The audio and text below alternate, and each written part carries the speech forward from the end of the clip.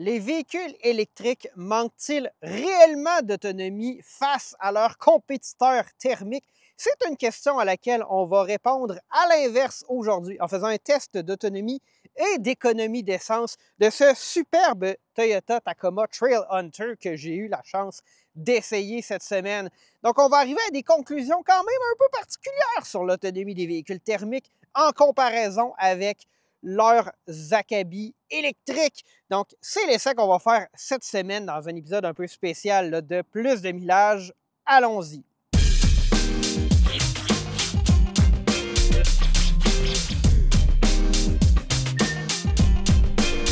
Donc, le Tacoma Trail Hunter, c'est la version la plus hors route, overlanding du Tacoma que j'ai pu essayer cette semaine.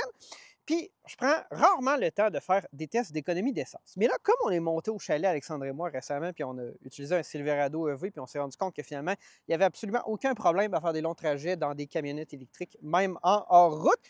J'ai profité de l'allocation que j'avais cette semaine avec le Tacoma pour faire un petit test d'économie d'essence. Il fallait que je me rende à Montréal de toute façon là, pour aller rejoindre Alexandre pour un événement de presse. Et j'en ai profité pour faire le test. Donc, les paramètres de notre essai d'aujourd'hui, c'est pas trop compliqué. On va partir de Québec. On va se rendre à Montréal, aller assister à un petit événement là, avec GM dans le vieux port de Montréal. Et puis, je vais repartir là, à 4 h du matin le lendemain pour revenir à Québec puis aller travailler. Donc, c'est l'essai qu'on va faire. C'est un peu plus de 500 km. Je ne le fais pas en mode défi 500 km compté. Là, le but, c'est plus d'établir l'autonomie de ce véhicule-là et la comparer à un véhicule électrique. Et puis, là, à la fin, de voir c'est quoi la consommation réelle de ce véhicule-là. Parce que, bon, on a une certaine électrification là, des camionnettes, on a un système hybride là-dedans, mais est-ce que ça se traduit par une réelle économie d'essence dans la vraie vie? Qui sait? On va pouvoir conclure ça à la fin de l'épisode. On va maintenant débuter notre défi d'économie d'essence, notre test d'économie d'essence avec le Tacoma Trail Hunter à la version la plus hors route. Et je suis un peu inquiet parce que je vais vous montrer ce que je vois en ce moment dans le tableau de bord. L'autonomie affichée et le réservoir est plein. Là. Je viens d'aller mettre de l'essence, j'ai fait 0,8 km, regardez, 387 km annoncés. Donc, c'est vraiment très, très, très peu. Là. On est dans un territoire là, de véhicules électriques en termes d'autonomie affichée ici. Donc, est-ce que je vais même être capable de faire un aller-retour Québec-Montréal avec ce véhicule-là? Donc, je me mets en route. Je m'en vais rejoindre Alexandre là, pour aller participer à un événement de presse là, pour l'un des manufacturiers. Et puis, on va voir là, en route là, quelle est l'autonomie, ou plutôt, quelle est la consommation d'efficience affichée là, peut-être à mi-parcours vers Montréal. Nous avons maintenant 100 km de parcouru dans notre trajet. L'autonomie restante est de 300 km, donc c'est comme si on avait 400 total, mais de manière plus intéressante, j'ai regardé l'économie d'essence estimée par le Toyota Tacoma. Nous avons 13,3 litres au 100 qui est affiché. Donc, évidemment, quand je quittais Québec, là, les 20 premiers kilomètres, la consommation était horrible. Il y avait beaucoup de congestion routière. On était aux environs de 18 litres au 100, mais ça, c'est tout à fait normal. Et puis là, j'ai parcouru 80 km de plus sur l'autoroute 20 en direction de Montréal.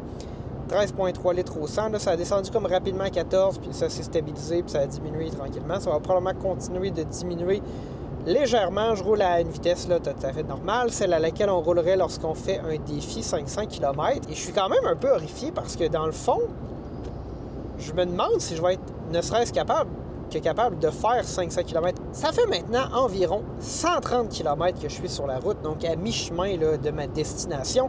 Je devais récupérer Alexandre, mais finalement, là, on va plus se rejoindre à l'événement Haute Valley parce que sinon, les deux vont être en retard. 13 litres au 100 d'affiché, 130 km, il reste 276 km d'autonomie, donc là, on dépasserait le 400. Qu'est-ce que je pense de ça? 13 litres au 100, ça fait quand même un peu peur. En quittant Québec, là, j'étais à 18 dans la congestion routière, mais là, une fois que je suis embarqué sur l'autoroute 20, c'est descendu rapidement à 14, puis ça a diminué aussi vers 13, probablement là, que ça va se stabiliser de manière finale un peu en bas de 13 litres au 100 affiché. C'est beaucoup, c'est beaucoup.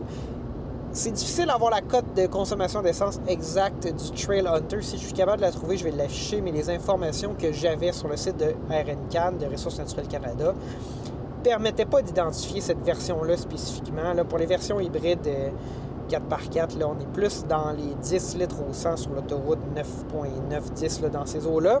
Le Trail Hunter, ça se veut, on va dire la version là, pour le overlanding du Tacoma. Une version déjà préparée un peu pour le overlanding avec toutes sortes d'accessoires que des gens aiment bien acheter et mettre sur leur camion, les installer dessus pour le personnaliser. Mais Toyota s'est dit, on n'est pas Toto. Plutôt que de laisser les gens acheter une camionnette de base puis d'ajouter les accessoires, on va leur vendre une camionnette qui les a déjà dessus pour quelques milliers de dollars de plus. GM fait ça super bien avec les versions Bison, AT4X, peu importe. Je suis pas contre ça. Mais parlant de diesel, le Silverado ZR2 est disponible avec une mécanique diesel. Et Alexandre et moi, on a fait un voyage de 700 km, incluant plus de 150 km de hors-route, avec une tente sur le toit, un rack, 4 personnes dans le camion, avec le moteur 3 litres du Ramax. Et nous avions fait 11,6 litres au 100 de consommation réelle.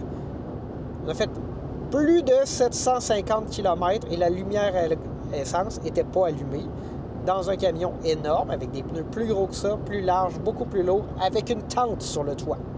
Bon, le diesel est plus cher, puis on est très conscient de la différence de fonctionnement de ces moteurs-là. Mais tout ça pour nous amener à cette idée-là que j'essaie de formuler intelligemment depuis un certain temps. Je dirais qu'il y a comme deux Toyota. Pas deux voitures, deux entités qu'on va appeler Toyota. Il y a l'entité qu'on connaît bien, les voitures, les VUS avec moteur transversal qui aujourd'hui, dans plus de 50% des ventes, sont électrifiées. Peuvent être hybrides branchables ou 100% électriques. On va se concentrer sur les hybrides branchables.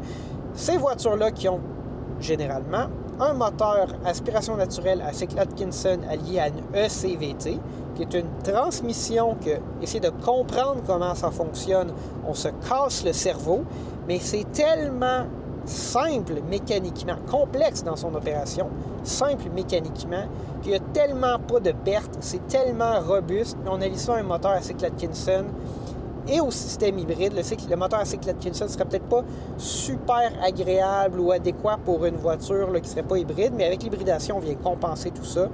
Puis on a des consommations ridiculement basses. Alexandre conduisait un RAV4 2026 récemment, hybride. La consommation affichée était moins de 5 litres au 100. Moins de 5 litres au 100. C'est absolument incroyable. Même dans les versions pas hybrides, j'ai conduit une Camry là, de la génération précédente il y a quelques années. Pas hybride, j'ai fait 5,4 litres au 100. C'est incroyable dans une grosse voiture. Donc ça, c'est le premier Toyota qu'on connaît bien. Le deuxième Toyota qu'on connaît un peu moins bien, mais qui élargit ses bases depuis quelques années avec plus de véhicules, c'est le Toyota des VUS et camionnettes sur châssis en échelle, que sont le Tacoma, le 4Runner, le Land Cruiser, le Lexus GX, le Lexus LX, le Toyota Tundra, le Toyota Sequoia et toutes les autres affaires que j'oublie peut-être. Ces camions-là ont généralement des moteurs là, qui historiquement étaient aspiration naturelle, des V6, des V8, des 4 cylindres dans certains cas. Aujourd'hui, ce sont principalement des 4 cylindres turbocompressés et des V6 turbocompressés qui peuvent ou pas être alliés à une transmission là, hybride, système d'hybridation, mais dans une architecture qui est assez conventionnelle, où on a le moteur, un moteur électrique sandwiché, la transmission, typique boîte de transfert, système 4x4 avec un différentiel à l'avant et à l'arrière. Donc, c'est assez conventionnel. On vient moins briser les conventions que Toyota l'a fait avec le système hybride qu'on a là, dans tous les autres hybrides Toyota à moteur transversal. Et en plus, les moteurs Toyota turbocompressés, quand je regarde les codes de consommation, là, j'invente rien, là, c'est pas ma perception, ils sont moins économiques, évidemment, que leur moteur à cycle Atkinson. Et où il y a certains constructeurs, Volkswagen, c'est un bon cas, qui sont capables de faire des moteurs turbocompressés très économiques.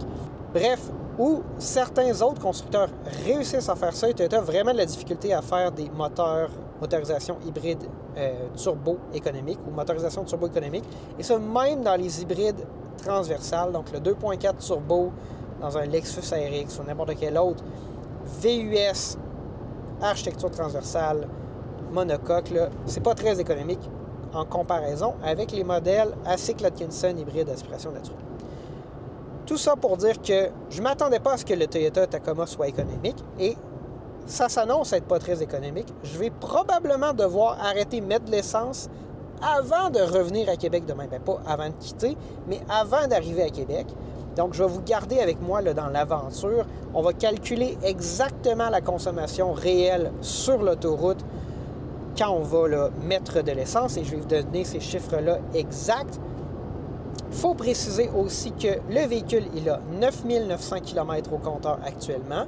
Donc, ce n'est pas une question là, de rodage qui ne serait pas complété. Ce véhicule-là, à environ 10 000 km, on peut assumer qu'il est bel et bien rodé. Donc, c'est vraiment là, la consommation qu'on aurait dans une situation de tous les jours alors qu'on parcourt des longues distances. J'arrive bientôt sur l'île de Montréal, puis on va perdre là, le soleil dans un instant. Donc, consommation affichée en ce moment, 12,4 litres au 100 après 223 km, 210 km d'autonomie restante. Là, donc, avant qu'on arrive à zéro, ça nous donnerait là, une distance parcourue d'environ 433-434 km. Quand même mieux que le 380 quelques qu'on avait d'affiché au début de notre périple, mais quand même assez limité. Donc, la prochaine fois qu'on va se revoir, ça va être probablement demain matin avant de partir pour mon retour. Il est 4h40 du matin et puis là, on va récupérer le Tacoma pour se rendre à Québec. Regardez-moi ce véhicule qui aurait sa place plus dans un épisode de Jurassic Park que dans notre test d'autonomie d'essence. Alexandre, là, hier soir, il a quand même conduit le Tacoma Trail Hunter pendant une dizaine de kilomètres pour retourner chez lui et il a absolument adoré le véhicule puis la conduite. Ce qui me surprend un peu de la part d'Alexandre, mais là, ça m'a permis, je pense, de un peu mieux comprendre là, le concept du Tacoma Trail Hunter. C'est un jouet, pas un outil. C'est pas péjoratif, c'est vraiment pas négatif, c'est une bonne chose. Il fallait juste comprendre le concept. Quand je vais revenir dans la conclusion, on se met en route. Donc là, vous allez voir, l'heure n'est pas bonne. Il est 5h39, mais en fait, il est 4h39. Je démarre l'auto. Donc, on a 269 km de parcouru avec 173 km d'autonomie. Donc là, le triple ici, là, il s'est remis à jour. Fait qu'on n'aura peut-être pas la consommation affichée pour la distance. Je vais voir si je la trouve avant de mettre de l'essence. Mais clairement, on ne se rendra pas à Québec avec ça. Donc, on va se mettre sur la route puis on va vous mentionner là, la consommation d'essence lorsqu'on sera rendu à une station-service, probablement là, aux environs de Québec, quelque part sur la rive sud. On a là, ici la Tesla là, de Alexandre, à côté de laquelle on va passer pendant notre trajet. Je viens de m'arrêter. Donc, comme vous voyez, on a parcouru 451 km et c'est écrit ici Refuel. Donc, je me suis vraiment rendu à 0 km d'autonomie restante. J'ai parcouru 3 km de plus. Donc, on va aller mettre de l'essence puis on va venir calculer là, la consommation. Nous voici maintenant arrivés à la conclusion de notre essai. J'ai tenté là, de filmer, bien sûr, la conclusion là, dans le véhicule, mais il faisait tellement noir qu'on ne voyait rien. Donc, on se reprend à cet instant-ci pour faire le bilan de notre trajet. Donc, nous avons parcouru 451 km. Ça, c'est au moment où je me suis arrêté pour mettre de l'essence, pas quand je suis arrivé à Québec. Et ça faisait déjà 3 km que l'autonomie affichée était de 0. Donc, je me suis vraiment rendu jusqu'au moment où le véhicule dit 0. Dans une voiture thermique, là, généralement, il reste quand même un peu d'essence dans le réservoir, parce que c'est pas vraiment comme une batterie, puis le véhicule se déplace et tout. L'essence se déplace. Il faut quand même qu'il en reste un peu, là, parce qu'il ne faudrait pas se rendre à 0,0 pour vrai. Donc, 3 km de plus que l'autonomie du véhicule, nous avons mis 62,45 litres d'essence dans un réservoir qui fait, je crois, 69. Donc, il restait probablement 6,5 litres environ. Ça se traduit par quoi en termes de consommation d'essence? Bien, j'ai fait le calcul. Là. On divise les 62,45 par 451, fait fois 100, bref, peu importe. Et ça nous a donné 13,85 litres au 100 km, ce qui est peut-être correct pour une camionnette hors route, peut-être très élevé pour une camionnette intermédiaire hybride, là, parce que probablement qu'on consommait autant d'essence avec un Tacoma il y a une vingtaine d'années avec le bon vieux V6 4 litres. Mais c'est la réalité de ce véhicule-là. C'est un véhicule hors route. Il y a beaucoup d'équipements attachés dessus. L'aérodynamisme est probablement largement compromis par tous ces éléments-là. Mais ça ne change rien au fait que 451 km d'autonomie, même un peu moins, 448 avant d'arriver à zéro, c'est assez faible dans un monde où un Silverado EV peut venir avec 792 km d'autonomie. La version 5WT le plus commune qu'on a essayé, à peu près 689 km d'autonomie, quelque chose comme ça. Je pense qu'on est arrivé au moment où est-ce que, du moins, Chevrolet, avec le Silverado EV, offre des camionnettes qui ont une autonomie là, électrique qui est absolument incroyable. Puis quand on compare ça à des versions qui ne sont pas les plus efficaces de d'autres camionnettes, ça peut commencer quand même à faire le point que c'est peut-être les camionnettes thermiques qui manquent d'autonomie dans certains cas.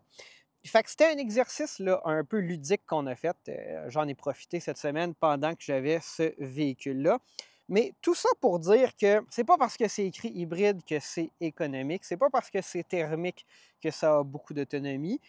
Et c'est pas à cause d'aucun de ces facteurs-là que le Tacoma Trail Hunter n'est pas une voiture très amusante à conduire, qui fait tourner les têtes, qui va avoir un certain prestige, puis qui est probablement une super belle plateforme sur laquelle là, se construire un véhicule destiné à l'overlanding. Donc, c'était un exercice intéressant. Je suis content de l'avoir fait. Là, ce que je veux savoir dans les commentaires, c'est est-ce que vous avez aimé ça, ce test-là d'économie d'essence avec un véhicule pas électrique, mais bien hybride? Écrivez-le moi dans les commentaires. Qu'est-ce que vous en pensez? Est-ce que ça fait du sens qu'on puisse avoir des voitures comme celle-ci au Québec qui consomment autant? Bref, on veut savoir ce que vous en pensez. Si vous avez aimé la vidéo, mettez un petit pouce. Si vous ne l'avez pas aimé, mettez un pouce par en bas. Si vous n'êtes pas abonné, abonnez-vous à Plus de Millage. Vous allez voir plus de contenu comme celui-ci, mais surtout plus de contenu sur les véhicules électriques. C'était Gabriel. On va se dire à la prochaine.